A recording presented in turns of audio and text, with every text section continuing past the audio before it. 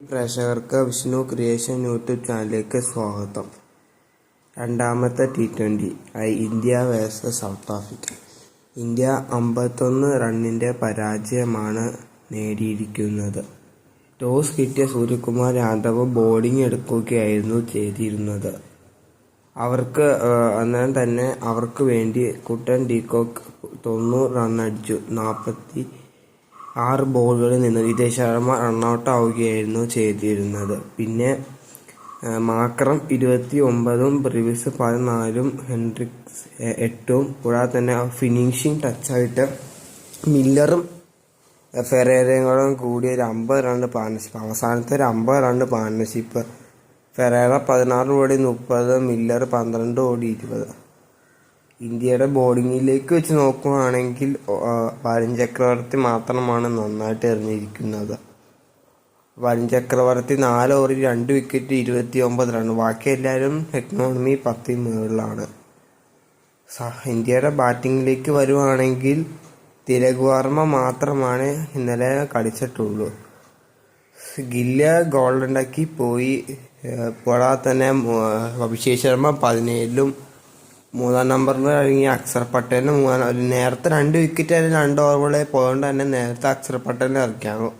പക്ഷെ അക്ഷർ പട്ടേൽ തിളങ്ങിയില്ല. പുള്ളി 21 എടുത്തു. ക്യാപ്റ്റനായ സൂര്യകുമാർ യാദവ് 5 റൺ എടുത്താണ് മടങ്ങിയത്. പിന്നെ 5-ാം നമ്പറിൽ ഇറങ്ങിയ തിലക് വർമ്മയാണ്. അദ്ദേഹം 34 ഓടി 62 റൺ എടുത്തു. പിന്നെ ഹർദിക് പാണ്ഡ്യ 20ഉം വിദേശ ശർമ്മ 28. പിന്നെ ആരും കളിച്ചിട്ടില്ല. ബോളിങ്ങിൽ അവർക്ക് ഏറ്റവും നന്നായിട്ട് തിളങ്ങിയത് ബ്രാഡ്മാൻ ആണ്. 4 ഓവർ 24 റണ്ണും 4 വിക്കറ്റും.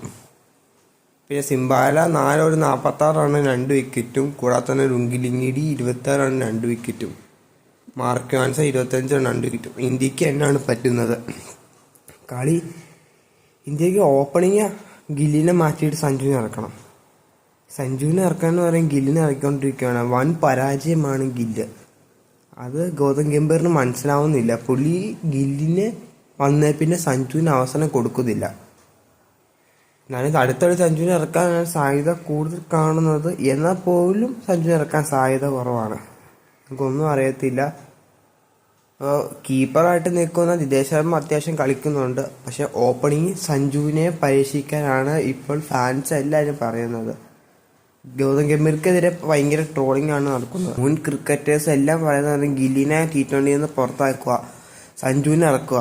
സഞ്ജു സൗത്ത് ആഫ്രിക്കയായിട്ട് കളിയാണ്, എന്നിട്ട് സഞ്ജുവിനെ ഇറക്കുന്നില്ല. എന്നൊക്കെയാണ് ഗൗതം ഗംഭീറിന്റെ പരിശീലനം കാണാൻ ഇന്ത്യ പരാജയത്തിലേക്കൊക്കെയാണ് പോകുന്നത്.